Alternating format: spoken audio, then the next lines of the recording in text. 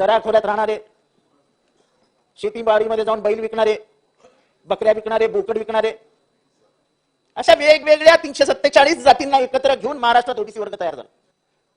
मंडळ कमिशन पूर्ण भारतातल्या पूर्ण जातींचा त्यांनी अभ्यास केला आणि जवळजवळ 7,500 जाती अशा सोडून काढल्या या इतर मागासवर्गीयांमध्ये मोडतात. त्याच्या आधी महाराष्ट्रामध्ये इतर मागासवर्गीयांना थोडंसं आरक्षण सुरू झालं होतं, पण त्याला वैधता नव्हती. वसंतराव नाईकांनी ते केलं होतं.